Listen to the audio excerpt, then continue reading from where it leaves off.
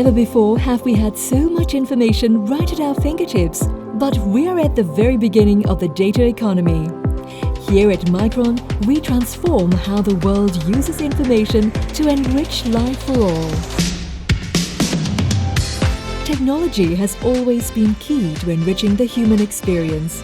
Micron's memory and storage solutions fuel the data economy, enabling advances in artificial intelligence and 5G applications that unleash opportunities. Our innovations help the world work smarter, play more spontaneously, and communicate more efficiently. At Micron, our employees work to create these products, all of them contributing to our success. At Micron, we innovate on the edge. We embrace industry-changing disruption by always thinking about what's next. Join us and be part of our success with others who know how to enable innovative products. People are our #1 value. Our employees are integral to our mission, and we refer to them as team members. Leaders work with team members to find the best way for each person to contribute and grow professionally and personally. Since its founding in 1978, Micron has grown into a world leader in innovative memory solutions, employing over 44,000 team members across 17 countries and over 9,000 team members in Singapore. Each of these team members is an integral source of our innovation. Our team members aren't just geographically diverse. You see diversity every day when you walk through the door. Micron is committed to diversity, equality and inclusion, DEI, and has shown this by establishing 6 DEI commitments in 2020 to help propel our business. They include driving equitable pay and benefits, strengthening the culture of inclusion, and making sure everyone is heard, seen and valued no matter who they are or where they work. We believe diversity spurs innovation and advances our corporate mission. Micron pays attention and acts quickly to protect and support employees in their mental well-being and physical health. We carry out frequent pulse surveys to understand the mental state of team members and provide resources they need. Regular town hall meetings and open forums also allow our team members an opportunity to share their opinions freely and engage in real conversations. All these initiatives keep our team members informed of important issues and changes. Micron also keeps its team members engaged in regular training and development to grow team members' careers.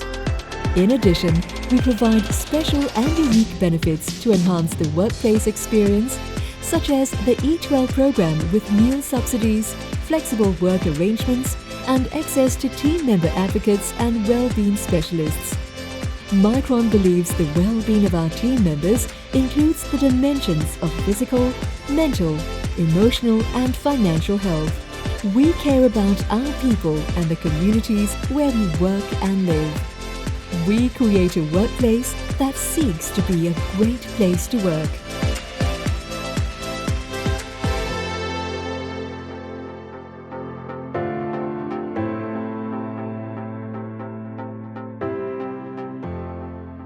Alright, so we are joined today by 2 senior leaders from Micron, Mr. Gianpaolo Mattifogo and as well as Ms. Lim Leong. Can I invite them to come on stage to join me as we for the panel? So we'll start off this time with a panel discussion, and we'll make life difficult for them by asking them tough questions. Right, and we will have a time of question and answers right at the end. So if anyone has questions, you can write them down, but we'll give you time to ask them questions as well. All right? So, yep, thanks for joining us. Okay. All right. So allow me to introduce them. So thank you, Gianpaolo. I think we are known affectionately as GP. Actually, GP. GP, not general practitioner. No. Yeah. If you say Gianpaolo, nobody knows who he is. Right. Of course. Okay, so hang on. Let me take out the bio. All right, so I'm going to read from the bio. It's a very impressive bio, so I just want to make sure I don't miss out anything important. So GP is the Vice President of Assembly and Test, and he's assigned for aligning Micron's goal, strategy, and leadership for the Assembly and Test team at Micron Singapore. He's a male ally of the Micron Women's Leadership Network. He also serves as a sponsor for the Singapore chapter of Micron Pride and Allies, an employee resource group supporting LGBTQ+ team members and their allies to thrive as their authentic selves in the workplace and community. Right, so that's GP for us. So shall we give him an applause? Thank you. And of course, we have Ms. Lim Leong. Leong is a senior director at Micron, and she's currently leading a big engineering team in all aspects of process and equipment work. Her team manages the fab engineering functions to continuously improve the performance and achieve best-in-class performance of Micron's products. She's always fascinated to build a motivated and high-performance team.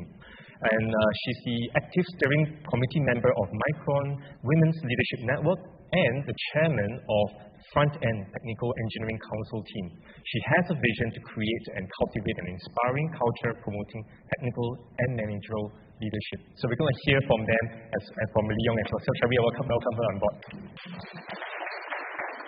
Right, so we're just going to jump right into the thick of the actions, and we're just going to fire the first question to Leong, right? Since she's the lady, ladies start first.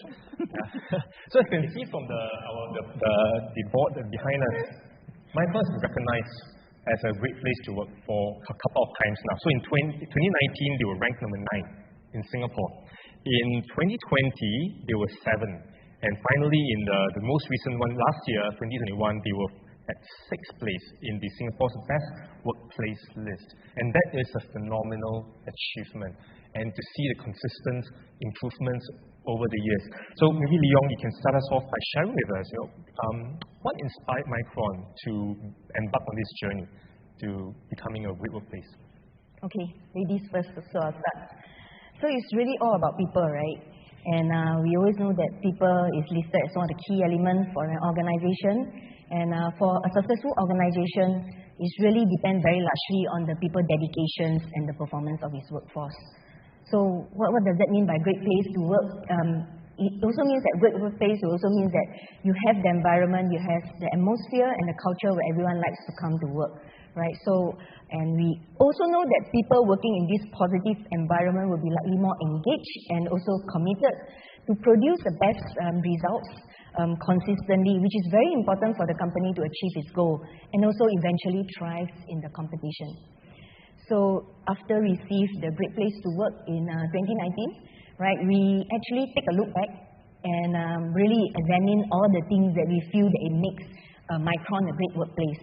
We also intentionally work on the improvements to produce an even greater workplace and the culture for our people, right? So we do foster an environment where we cultivate a diverse workforce where everyone can feel heard, valued, and respected, and also empower them to perform at its fullest potential.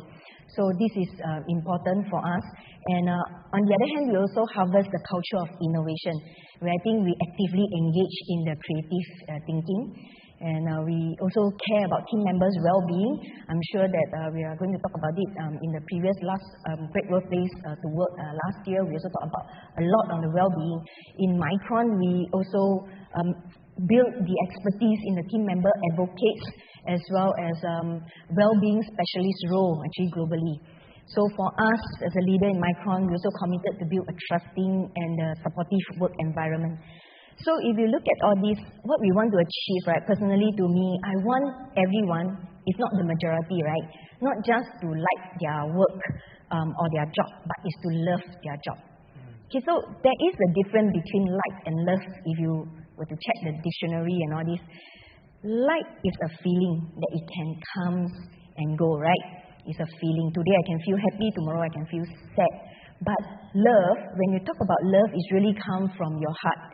Is emotional, right? So if it's just a parental love, what the parents will love their children, right? It's really unconditional, is everlasting, and is also less replaceable, right? So if everyone or majority of our team members love their job, we will see how powerful it is.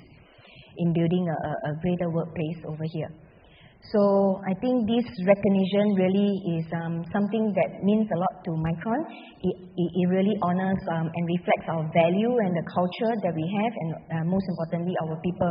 Right? It highlights so much more that Micron is more than what we have been doing in the technology leadership. So I think this is my sharing on this particular question. Thank you, Lilian, for the very insightful sharing. And I really liked what you just mentioned. You mentioned it's about people, and we've heard this everywhere, to be very honest. But what I took away from what you just shared is something that was a fresh perspective. It's about the emotional connection that you have with your employees, right? It's not just about transactional interaction, but you show how you truly care for them, and employees feel your care, your love, your unconditional love as a parent. And with that they are willing to trust you, and they're willing to give their best to the organization. So thank you for sharing. And as you can see from the board behind us, it's a journey from 2019 all the way to 2021. I'm sure it is not a smooth journey. It has taken you time to refine, as what Leon has said, right? So the next question I want to ask would be, what have been some challenges that has been faced by both, the leadership team, basically, right, in this journey thus far? Maybe I can direct this question to GP to shed some insights for us. Sure. That is not really a very easy question, and there is a lot of topics there, but organizations like Micron nowadays are very complex. So I don't know exactly the number of employees that we have, but we have more than 40,000 employees, and those are distributed in many, many different countries. And we have 9,000 of them here in Singapore. And it has been a deliberate decision of Micron to embrace diversity. That's the reason why we are present here. We are present in many other countries. We do believe that diversity is really the key for creativity and innovation. So proactive and positive discussion among people from different ethnic regions, genders, is where we get the strength to continue to improve. So our environment is extremely competitive. Every 6 months or every 1 year, we have to come up with a new product. So we need a lot of energy. So diversity is the key. But foster an environment where diversity become a value is very complicated.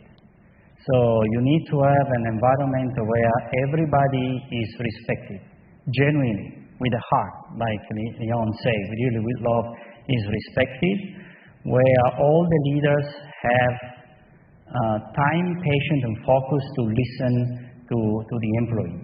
Every employee in the company, from each level of the organization, and get the feedback, and most importantly, we have to act on them.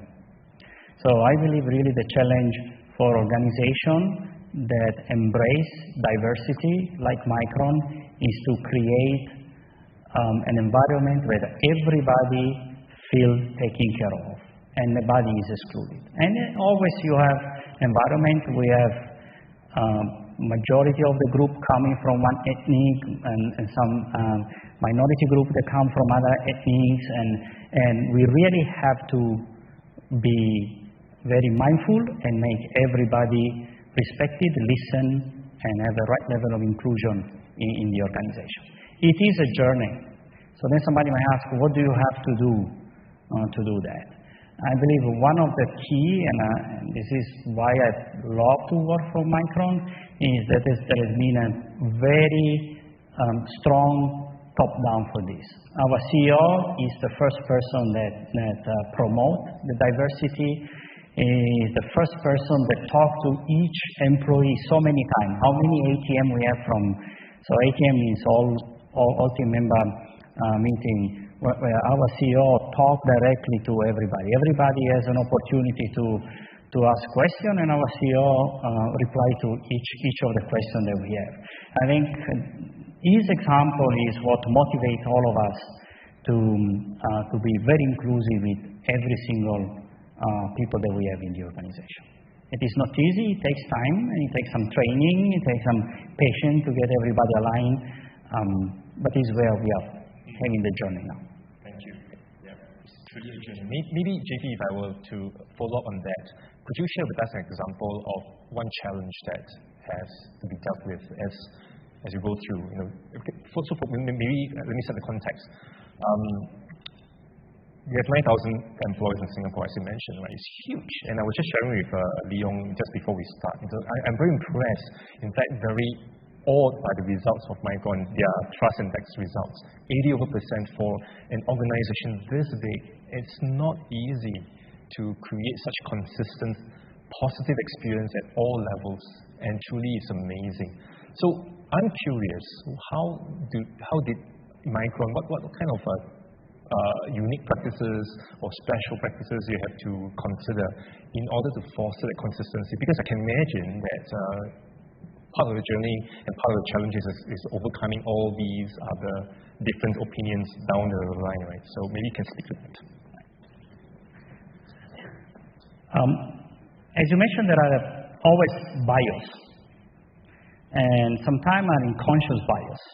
People take decisions, say things, or do things based on their own thinking, and sometimes actually this thinking are biased because of a culture, because of education, and others. So one of the challenges is really how do you break the bias? And the bias can be everywhere. The bias can be when we hire new employees. Perhaps we always tend to hire somebody that we feel close to. Maybe gender, maybe ethnic. Even when it comes to promotion cycles. Of course, we base on the performance, but there is always a certain amount of subjectivity that can create a perception of bias. One of the things that Micron did, and honestly speaking, at the beginning I thought it was very transactional, but I understand that actually is very effective, is we actually put metrics on some of the areas where we know that there are bias. So, for example, when it comes to hiring, so we have metrics and KPIs that say we should hire a certain percentage of employee of a certain gender, or we should hire a certain percentage of employees that come from certain ethnics or ethnic groups because they are minority. And of course, there is a lot of scrutiny also when it comes to promotion. So metrics are important because you can improve only what you can see. Sometimes if you don't create the metrics, you don't realize that we might be in a bias areas. And this creates a challenge. For example, when it comes to recruiting people and the recruiting team, so you want to make sure that you hire equally percentage of people from different genders. So the recruiting team has to find a group of potential candidates that reflect correctly the two genders. Cannot be one person from one gender and 9 person from the other gender. Otherwise, of course, the person from this gender is some disadvantage. So creating metrics really help us to know where we are, how biased we are, and how we are closing the bias. And there is a lot of effort from the organization when, for example, when it comes to the hiring strategy, to make sure that we have a right representation of different ethnic group and different genders so that you can unbiasedly hire the best talent that we have. And it is a journey, again. And some people may start following it immediately. Some other people, it takes a little bit more time. Some people actually don't realize or recognize that they're acting with some bias. And here is where the continuous communication and discussion that you have to align on the target and on the view. So it's a journey to change their perspective and to win them over as well. These people who are not so much on. I'm coming from Italy, and in Italy we say Rome has not been built in one day. So in the sense that the very important thing is the intention, is the target in the vision. Right. And then you will have a journey to go there. Thank you very much. And maybe Leon, you want to add to that? Okay, maybe I would just add on, it's really hard to motivate people to work in this manufacturing industry, which is 24 hours a day, 7 days a week, and non-stop. Right. So what we really need to do, right, for me is really the leadership, right? Apart from the unconscious bias and the matrices that the GP just shared, I think we have to shape our leaders and equip them with the skill and the tools for them to learn how to inspire and how to motivate people. Right? To me, it's like sometimes I keep asking myself, for 20 years I've been working in the same industry, what keeps me going every day? Isn't it that I have to find some reason, right, for that? Because it's already proven that I've survived in this industry for 20 years. Now, to me, when I look back, right, I really think that it's not just about the technical skill that I've learned along the ways for the past 20 years. It's also a lot of intangible skills that I've learned, right? Because we're so close to the problem, to the manufacturing, manufacturing problem is there every day. Every day is there. We're so close to it, it forces us to learn about our critical thinking skill. It forces us to learn about how we react to the situation with urgency, right? And also attention to details. And most importantly is the interpersonal skill, right? How we can collaborate with others to achieve the goals. So you have to look back on that, but somebody has to say this, the purpose of the work to all the employees that we have. Then it could have been motivate them earlier. We have to find the right people at the right, place them at the right place, right work, right? So that it can ignite their passion. I always believe everyone got a passion, but sometimes when you look at some employees, they doesn't show it at work. Maybe we have placed them at the wrong place. So we can't ignite them. So it's really the leadership responsibility to be able to inspire the culture of trust. In fact, today we're talking about well-being, right? So they must learn how to leading well-being. All these are intentional. It's education. But again, to me, leadership is not just talking about learning, right? It's really talking about practicing. We learn and then we improve. And that is where I think I will just add on to this. How can we really motivate the people in this manufacturing industry and manufacturing environment? I see there's a lot of intangible skill that I have picked up, which I believe all of us benefits from it. Thank you very much. So insightful. And I can imagine engineering environments are typically a very male-dominated industry, right? And so to see a female leader helming the team, I think this is refreshing, isn't it? And I mean, when you speak, it has a lot of weight. So thank you for sharing these very precious insights. So maybe just to summarize what I've heard so far, yeah, it's been a journey. I mean, and this journey it takes time, right? And I think a lot of leaders, when we talk about creating a culture, we are often in this instantaneous, when it may happen tomorrow or happen immediately. But I think we have to recognize, as what GP and Leon has said, it takes time. And one of what I've heard from them is that it's about being intentional. What gets measured gets done, and Rome doesn't get built overnight. But we need to be very intentional to focus on the areas which are important, so that our eyes are trained on building the culture that we want. Because things will not just happen by itself. We need to put the effort. So thank you for helping us to understand that.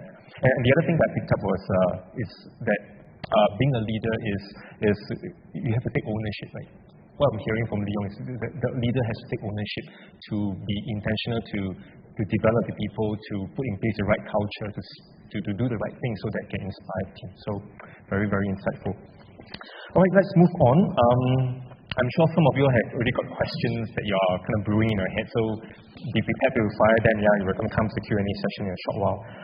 Right, so how does Micron develop employees in both in manufacturing and the corporate office? I mean, we hear Leon say that there's a huge focus on people. So maybe can you share some insights with us in terms of how do you develop people in this company? Very good, GP. Okay. Well, developing people is extremely important, and Leon has touched the point a few times. being in operation in manufacturing nowadays with the complexity of the product, with the quality requirement that we have on the product, with the speed of the market and the changes that we have. So you cannot survive if you don't have an engaged and motivated workforce. And this is, well, you almost saying everything is about people. Actually, most of the people say, oh, I have a lot of robotics inside, I have a smart manufacturing, you have artificial intelligence, all these things really help. But at the end, if you don't have a motivated workforce that trigger and develop all these components in your company, you will not survive. So we have to continue to develop and motivate the employee, either in the operation and either on the corporate side. There are a few areas that we really have to look into. I believe in my mind I have two of them that comes, and perhaps then Leon can talk up a little bit on those. But first is well-being. You really have to take care of the people. As you say, if the organization don't take care of people, then people will not give you back anything. People can make every impossible things possible, or they can make any possible thing impossible. So it's all about motivation.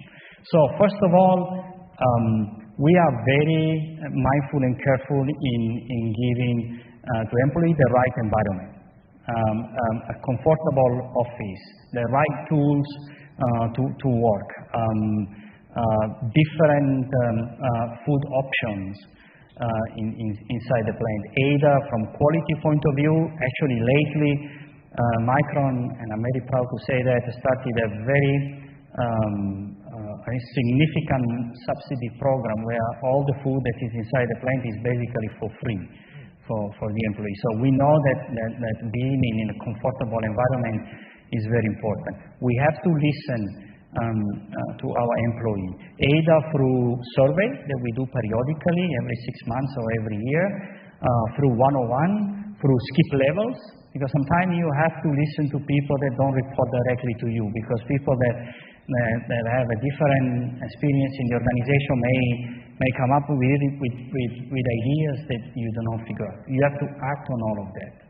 And it's not only that. The work-life balance is extremely important nowadays. Of course, people are willing to support the company with the heart, but we have to give the right balance between working time and life, personal life and hobbies. So we are very, again, intentional in looking into the meeting time, looking into the number of people that attend the meeting, looking on how the meeting is prepared. So there is an agenda, there is an outcome, and actually we go and ask people when we see a meeting where there are too many persons, and say, do we really need all these persons there? So it's, meeting time can be extremely time-consuming, and then still the employee has to do other type of job. So well-being, 360 degree from the environment, from the food, from the type of job that they do is extremely important. And we also have groups we call ERGs, means employee resource groups. Because we have different type of people in our organization. There are young professionals, people that just graduated and joined the company. There are people that has a long tenure in the company. There are women in leadership. And all of this group has slightly different way to communicate and different needs. So each of these groups represent all these categories in the company. And if a young professional has questions or he or she does not know who to contact, they can reach out this group and find answer and find comfort, and that they can be told where they have to go. So Plus, I heard that we have 420 people in our people organization that just take care of the employee. So if any employee has not only in Singapore, say globally around only, but if any employee has a problem, has something that need to be fixed. So we have people from, we call not HR anymore, we call people organization, that are available 24/7 to listen and to resolve the problem. This is one portion. The other portion is the development. So obviously everybody wants to get better, they want to learn more, they want to do different type of job, they want to contribute to the company in a different way. So Micron is also trying to do the best to supply to everybody trainings, program. We have a program that's called the Micron University, where people can go and find contents on multiple subjects and learn about it. We also have a very transparent internal job posting system. And sometimes I'll be honest, discuss about this in the past, because this is an interesting system. So if there is an open position in the organization, everybody can apply. And it doesn't require any authorization, not the authorization from the supervisor. And if I have any interest in the position, I go and apply, and I can compete for the position and eventually get it. I think this system is very helpful to keep people motivated, because inside the organization we have so many different sections and so many different type of job that if the employee love Micron, don't have to go out to find a different job. He can develop himself or herself inside Micron and grow in their career. And both of you are living testimonies, right? Leong is 20 years, and GP yourself is? I'm only 5 years. But I'm a fast learning. I think you need to redo your math. Right, thank you for the sharing, GP. And I think it really dovetails back to how Leong started us. It's about people, right? And what we are hearing is that when we use the slogan, it's about the people, what we've just heard from GP is that we have to also embrace the uniqueness of the people that we have to deal with. We cannot say it's about people, but everybody has to conform to a certain way of doing things, and there's only one way, right? So, if you're really serious about engaging with people, then we have to be prepared to engage them for who they are and what they represent, what their passions are. And this is what you have just mentioned. And personally, what I've learned from you, GP, as you've shared, is development of people is not just about going for training. And because this is the typical HR narrative, right? Or that development is about developing them for career growth. It's about giving them the training that they need, the development opportunities they need. But what I've heard from you is that it's about looking after the food, the physical environment. They are listening to them. The survey, their feedback. So it's a very holistic, and even looking after the families as well, the work-life balance part. So development is really, really holistic from what I'm hearing from you. It's not just a one-dimensional development. So thank you for that. And I'm going to direct the next question to Leong. And as what GP has said, it's about diversity, right? And I was just joking with Leong earlier. As you walk into this function, I'm sure all of us notice there's a coffee bean, right? Pretty cool, isn't it? Coffee bean in the facility. So I was just asking Leong, do you have any employees who says, I don't like coffee bean, I like Starbucks, or for the matter, I like Yakun? Diversity, right? So they can come on my facility. I'm going to Starbucks. So the question to you is, how do you then navigate these complexities?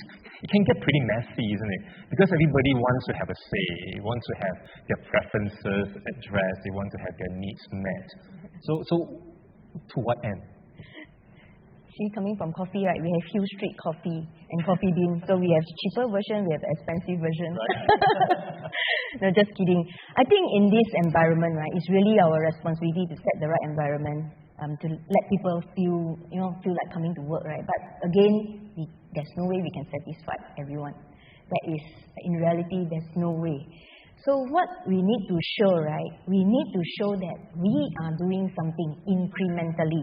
I hope that everyone should understand, right, on this portion. As long as they see that we are genuine from our heart, that we wanted to build a better workplace for everyone, I'm sure we already can meet a lot of expectation from our team members. So this is just cutting it short. I guess this is what we always need. That's why I started off with, we look back what was the things that we did well, right, to make Micron a great workplace. Once we know about that, we intentionally work even more. Right. That is where people will see from this angle. Thank you so much. So we're not about... I'd like to add a story about, since you mentioned the coffee bean, and the fact that the people has different tastes and different wishes. Because, as I mentioned, in the facility where I am, we are building a coffee corner. And what coffee do you serve there? A coffee corner, yes. What brand coffee do you serve there? It will be Starbucks. But at the beginning, we called that corner MSB Coffee Corner. And some employee come back and say, why coffee? I like tea. I mean, it's not a joke, but this is where the bias is, right? And actually, we change the name and we are going to call him MSB Cafe. Because it's a more neutral name, and of course we are going to serve coffee, and we are going to serve tea and other type of food. What Lian says is true. You cannot satisfy everybody, but there are small adjustments that you can do to create equality in the environment. This is a real story, and I wanted to share because it just happened a few weeks ago. Right. When he come back and said, why MSB coffee? You like coffee, I like tea. Okay, fine. We change the name to MSB Cafe. So next time we'll have our next session at the other facility with the Starbucks, yeah? For those of us who love Starbucks. Right, thanks for sharing very authentically. So maybe before we go into the Q&A, maybe one last question for both of you, right? And we'll start with Leong. As a leader, what do you do personally to create a high trust culture?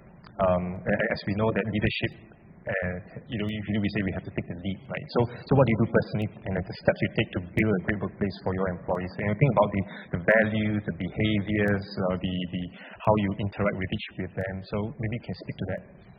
No, as a leader that's leading a large team, right? I really focus a lot on building the trusting team.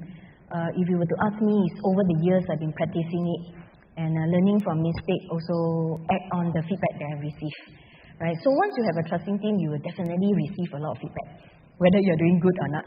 So from there, as long as you're working towards it, everybody can see that you are sincere, and they will even more wanted to help you, to be better.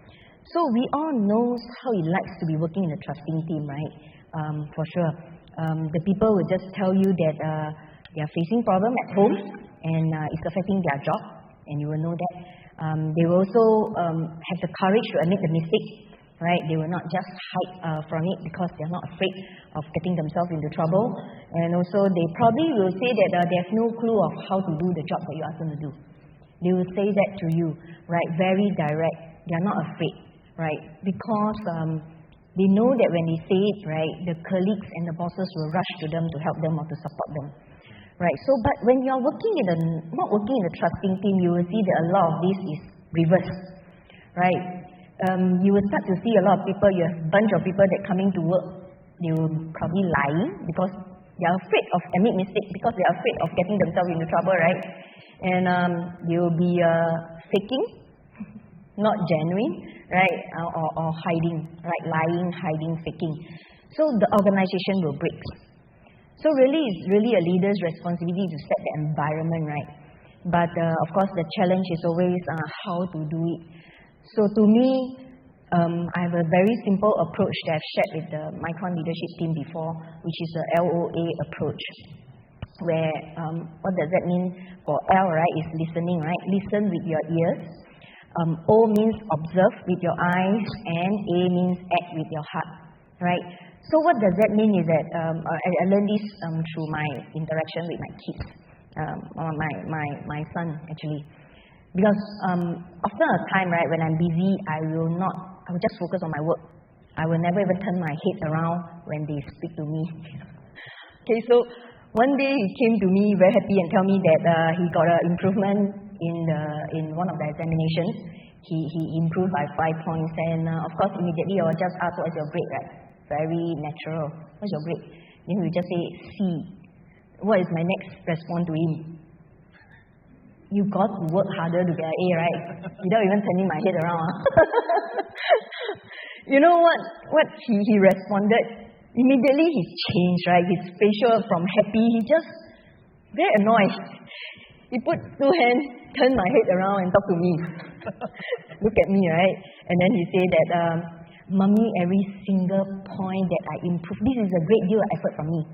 I made the improvement and you didn't recognize me, you didn't praise me, and you just say that I have to work harder to get an A, right? So from there on, I told myself that, okay, I make a point, every single point, as long as every single point, even 1 point that you improve, I'll praise you, I'll recognize your effort. I did that. Although my expectation is not there, but I did that. You know what happened? He would just tell me, in fact, actually, in return, right, he told me that he pointed out his gap to me.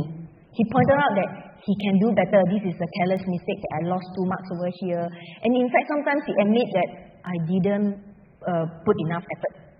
If I put enough effort, I could have gained more. And true enough that from that process, right, he was inspired and willing to commit more. And at the end, he managed to get an A for that subject. So I think this is the LOA approach in both directions. It has to be both directions. And I've been using this approach to my team, and also I encourage them to do so, right, to their team also as well.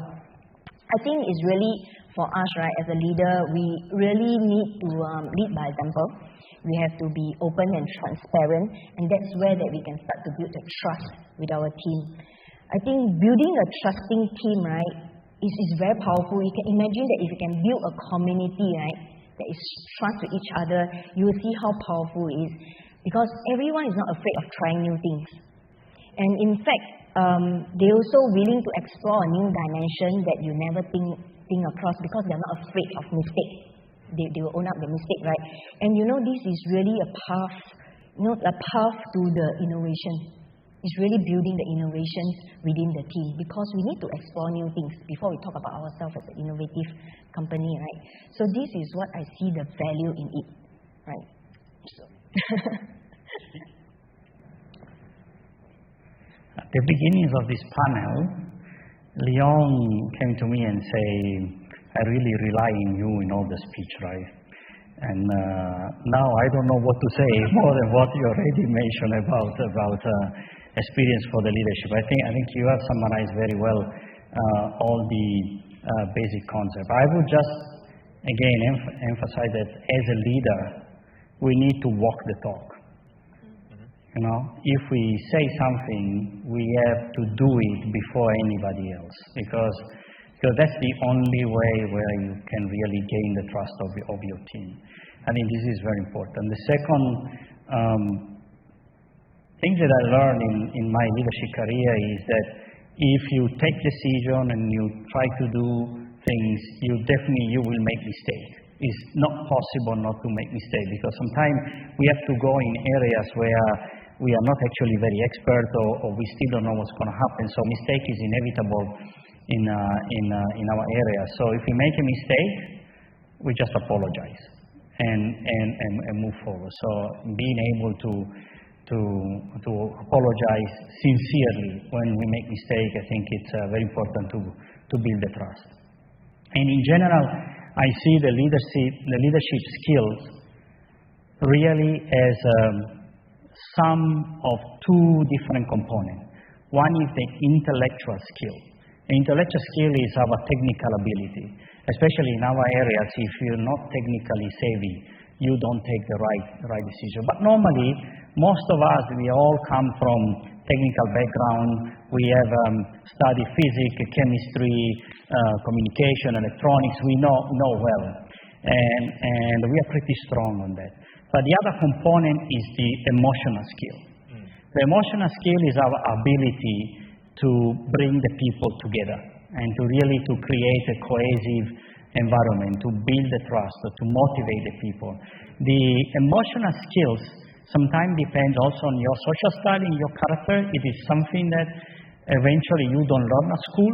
It is something that you have to learn on your journey to the leadership. But to be really a very effective leader, to create a very effective organization, you need to be good in intellectual skill and emotional skill. If you have only one of the two, I don't think you will really become a very effective leader. This is what I learned in my career. It can be learned. One of the very fast way to learn, right, is through mentorship. Yes. You get the right mentors over here, right, in terms of helping you. I'm sure they're willing to give you the advices. Right. I think that's where that you can learn the fastest way to learn. So is there a formal mentoring program? In Micron, yes, we have various mentorship programs. Oh, how fortunate. Are you still accepting employees? GP? Yeah. I can employ. You can send the application. I cannot be too upright here. Yeah. Thank you for your very open sharing. And what I took away is really about, as you said, building a high trust team. And it really starts with the leadership posture. Yeah. And one of the very important ingredients is being authentic and being willing to recognize that we make mistakes and learn from it. And we don't have all the answers, right? As a leader, it's a journey. As for Micron, it's taken several years to get to where you are today, and it's not going to happen overnight. But along the way, as we make mistakes, we learn from it and be willing and be open to admit that we make those mistakes.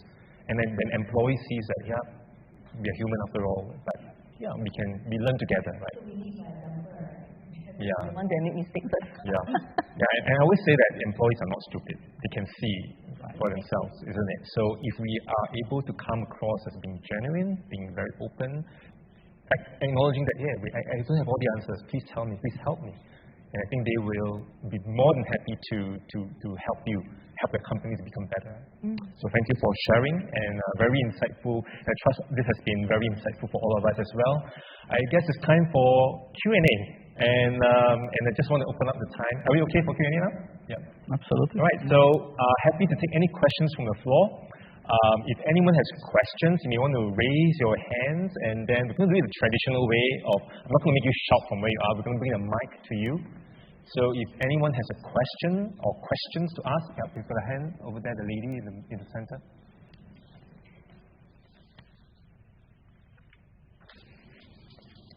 If you can also introduce yourself and where you're from, that would be really helpful. 新疆的荷兰大家most international company as well, so we have a workforce of 2,000 across 7 countries at this moment. And we always face a challenge is how do we communicate 逻辑教育，让我们讨论这样的可能让我们知道 workforce. So we would like to ask you how the background manage competition to make sure each employee receive the information from the channel to them and receive the same information. Right. Thank you for the question. If I may just clarify to make sure I understand your question. So your question is that with a diverse workforce with very different demographic, how do we communicate effectively with them in the message is received correctly by them? All right. So Leong, you want to take it first? Yeah. Okay. So for every organization, every company, right, there is always a company goal and an organization goal. So we will have to dissect it down, right, up to an employee's goal itself. So what we have in Micron, right, we have a performance goal over here, where you can call it as an employee goal, and which is aligning to the team goal and finally aligning to the organization goal, and eventually will be aligning to the company vision, right? So that's how the communication has to come across, because it started off with the performance goals that we have for individual. But this is just talking about how to achieve the company vision and goals. On the other hand, there's also a consistent, a regular sharing by our senior leaders, or even our CEO, right? A senior executive CEO in the town hall that we have. We have a quarterly town hall where the senior leaders will just communicate out what is expecting from us, short term, longer term, so that everyone will be aligning to this shared common goal over here to the whole 9,000 employees that we have and the diverse employees that we have. So, of course, down to our level, organization level, we have all team members meeting where the leadership team will just again translate it to what everybody can do. Because I always believe one thing, if everyone knows about how their individual action, right, they can actually personally add into the overall goal of a company, it will bring much needed motivations for even the most simplest task. So this will be part of it, like how we can communicate out to all in terms of aligning them in the company goals over here. Right. So it's not just about kind of transmission. We have to translate. Information, about translation. Translation. So it's not just transmission, but it's about translation. What does this mean for you as an individual, right at your level? Okay. Correct. Great. GP, you want to add to that? Yeah, I think that's a process that Micron is using and many other companies using. It's called, more in general, policy deployment. There is also a Japanese word that is called hoshinkanri. Basically, everything starts from the top of the organization. The top organization set up the targets for what the company has to do, and then it cascades down across all the organization. And eventually, I know that this is quite ideal, so the corporate goal should translate down to a single metrics for each of the employees. Sometimes it's very complicated to do that, and we don't do at that level. But it's important to have this communication that I, as an employee, I understand if I do this, if I perform this job, this will positively impact the corporate goals. So if you can create this link across all the organization, you can motivate the employee. Because again, to motivate the employee has to understand why they have to do this. If you just go to the employee and say, hey, please do this, and we need this output. Of course, they actually do it. But if you say, if you do this output, this will contribute 3% or 4% to the revenue of the company, and this may come back to your bonus. So I think you have a better motivation, right? If you can create this kind of link. It's not that simple. Because normally the corporate targets are complex. Some of the targets you cannot really make them public because they can influence the stock value, and has to be, you have to find the right way to share with the employee without damaging the integrity of the information. But that's the right way to do. And in general, I think in Micron the official language is English. So normally all this communication gets deployed in English, but we also take advantage of some of the features of the new video conference tool that has a translation in different languages, so that even people that don't master English very well, they can still get the message. We have translation in different languages are now available when we have a video conference. This is more like a technicality, but sometimes it's important because if people also don't understand the language, of course, they cannot get the concept that are there. Thank you. I hope that answers the question. All right, thank you. Great question. Yeah, next, the gentleman in front. Hi, my name is Jeremy. I'm a master's student from the University of Engineering, so I'm in University of New campus. I'm my partner here. So first of all, I want to thank you, Michael and Great Place to Work, coordinating this masterclass to people how the workplace is maintained. And the main thing, I have two questions, so I will stick to only a couple of questions. The first thing I wanted to know how Micron actually supports work-life balance for employees. How the Micron is thinking about this concept? So could you repeat that again? Yeah. How Micron actually manages work-life balance of their employees? Okay, so that's the first question. You got another question later? Yeah, but it's this technical, we have to go over later.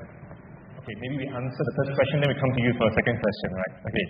So how does Micron help employees manage work-life balance? Can I go? That's a tough one.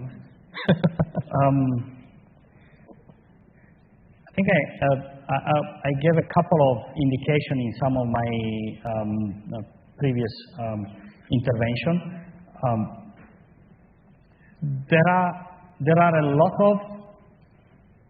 There is a portion of the job of the employee that is value added, and there are parts of the job of the employee that are not so much value added. I give you an example.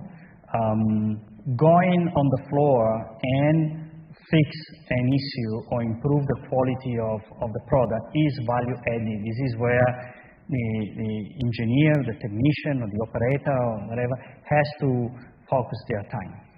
So copying the data from one template to another template, or create a very complicated PowerPoint presentation, making 6 times the review for the PowerPoint because the manager don't like the color or don't like the animation or whatever. This is no value added type of job. So as a leadership group, first of all, we need to identify what is the value added and what is the non-value added job that our employee has. And we really have to help our employee to eliminate all the no-value added job.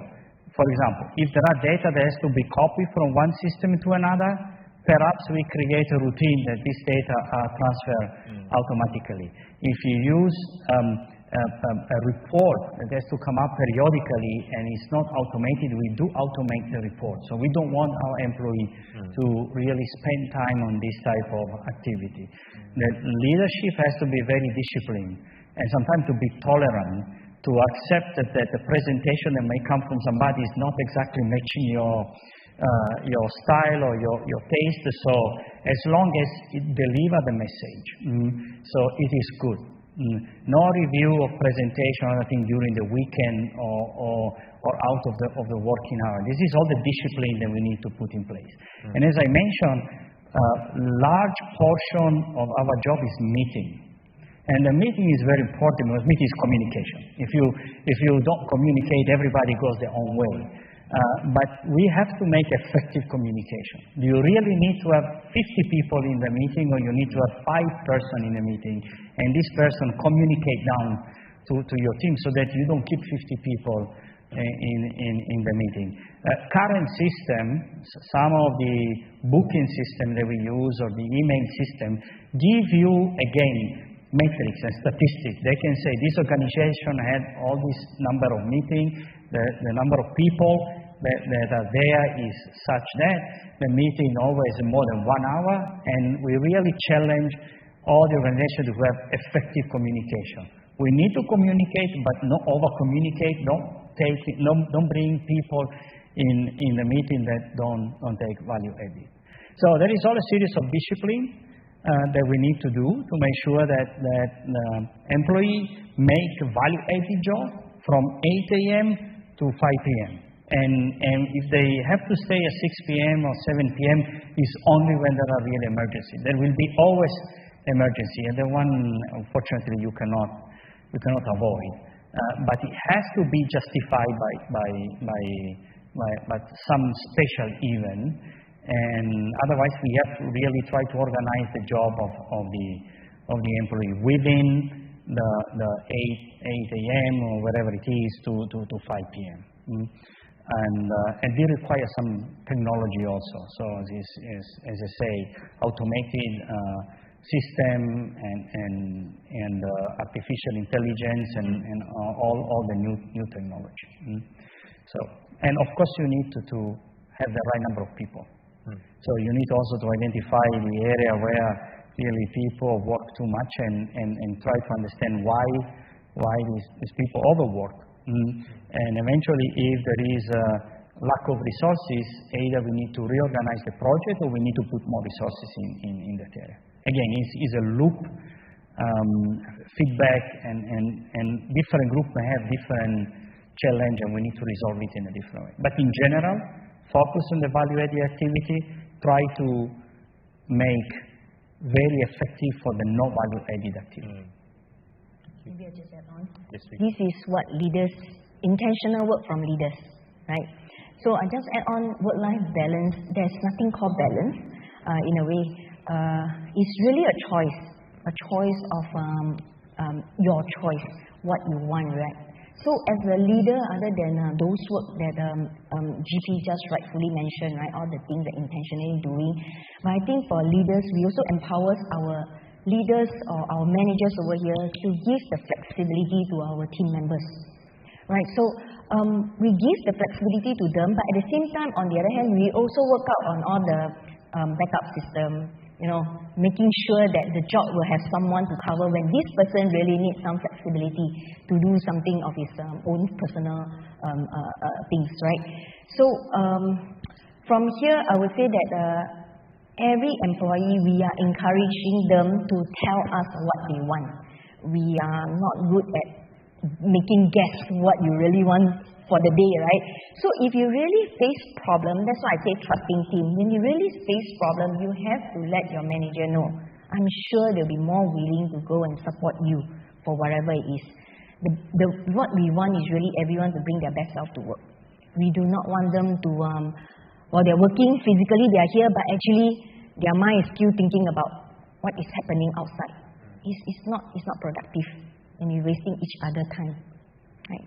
So I just add on for that. Thank you so much. I hope that answers your question. You got a second question? Yes. Micron is a manufacturing storage manufacturing company, right? So it's a 24 hours manufacturing process. So how Micron uses latest technology to improve its process? How does Micron use the latest technology to improve its processes?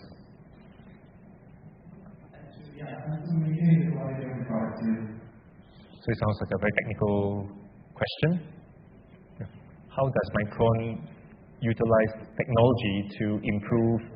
Right. Micron is using AI technology to improve its process. So how is actually Micron is implementing it? Perhaps need a couple of hours for that. Right. You need to first apply to be an employee here, then he will tell you that. Yeah. Yeah, I mean, I give my view, and probably Leon may give a different one. But as operation, I think that really the killer of the quality is the variability. Everything that change, even slightly, every day, every minute, everything is what creates the range of the quality that you have. So when you are in operation, so what you have to do, you have to reduce every type of variability as much as you can. It is very interesting because when you talk about people, you talk about diversity. When you talk about process, you want everything to be exactly the same at any each moment of the day.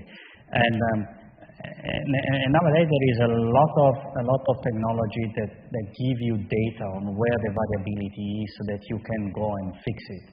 So Leon was mentioning big data. I think now big data is really, really the key, because when you know where the variability is, so then the engineer can go and reduce the variability.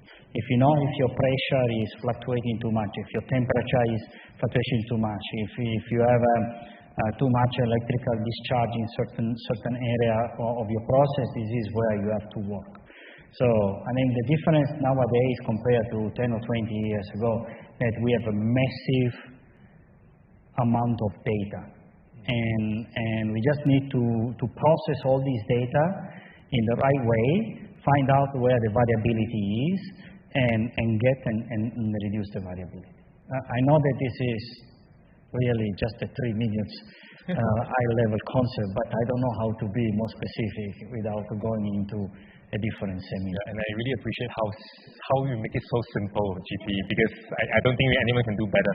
But just to add to what you just said, for process, you're trying to make it less variable, but for people, diversity is great, isn't it? So I think coming back to the topic that we're talking about, it's really about balancing these two acts together, right? So leadership is both an art in terms of managing the process, it's a science, but it's also an art in terms of how you manage people. And to be a great leader in a great workplace, it requires really the both sets to come together. And if I may also to add on, to create that work quality, it's not just about technical aspects, but I think coming back to the topic that we talk about, we need to have the people who can then do this great work on a day-to-day basis. Yeah, so building high-trust teams and all those things that we've been talking about will be very helpful. So I hope that answers the question. Thank you very much. All right, so we have time for one last question, if any, before we close out the session. Anyone else has a question? Yes.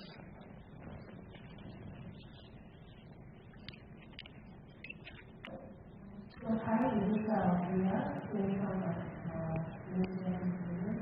So my question is that yes, talking about engaging in our environment, and also supporting the employees.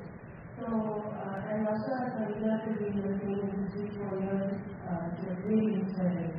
So my question is, in future, I believe that there are many people who are trying hard to achieve or accomplish something in industry. So what will be your insights on this? So who is trying really hard or the one who is entering the job? Sorry, could you repeat the question? I didn't quite catch your question. Yeah, so but as a leader, what will be the impact of the younger people who is entering the job or in general, who is trying to achieve this in their society? So for leaders in my people, in my group, as a leader, what will be the impact on the younger people? yeah, sorry, really, could you catch that? Sorry, I can't hear the question very clearly. Sorry. So my question is that as a leader to a farmer, what will be the impact, the future impact on the younger people? Future insights of what's the... Of younger people who will be joining Micron or in their respective fields. Right, so for people who are going to join Micron, Yes. what are you looking out for? Right, okay. Sorry, we couldn't really, because of the mask, we couldn't really hear clearly. Yeah. So sorry for that. All right, so it's like looking in a crystal ball, so what would you look for? I start first, you add. No, this is a manufacturing environment, right? We know that. But looking into where Micron is moving towards, right, technology leadership, we need two groups of people. I will always say that. One must be very good in operations, excellent. The other one is innovation. We definitely need these two. Right. In manufacturing, as much as possible, we also do not want to have too many changes. We just talk about it. We want to make sure that everything is good, being controlled. But we also don't do improvement to move towards the future, our vision of smart manufacturing world, right? So that's where these two are the area where we're looking out for a lot of time. So if you look at Micron, it's a company with 50,000 of a patent. Really shows the technology innovation. But I think we also need to do a lot of innovation in the people front. Probably this is something that we have to still continue to improve. We are not there yet, but we are committed to do that. Yes, just to top up what Ian is saying is, definitely we look for candidates that are technically expert. So we need to have people that are, again, intellectual skills. So if we hire from manufacturing, they need to know what are the best techniques for manufacturing. If engineering is engineering. What I also personally look into when I interview a person, I'm not always able to do it, but at least I'm trying, is what is the growth mindset of the person.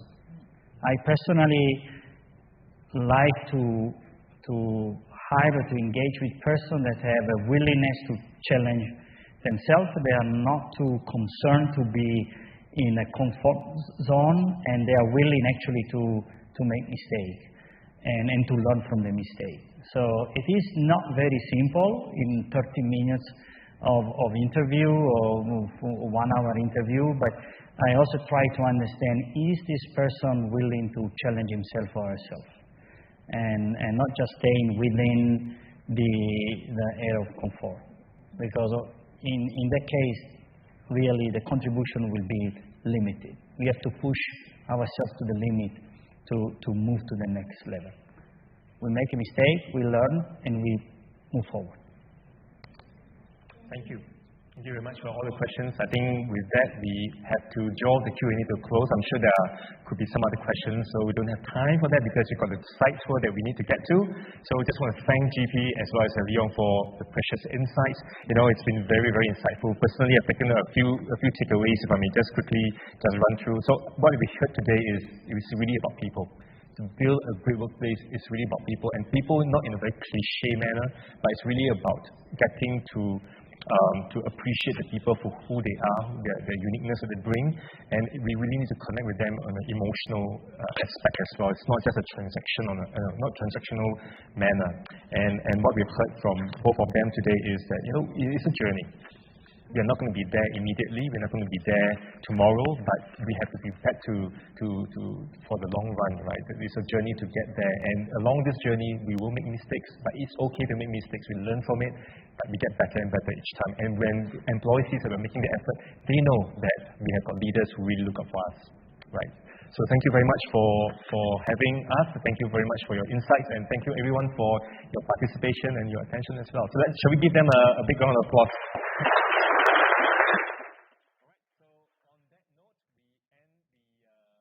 Masterclass.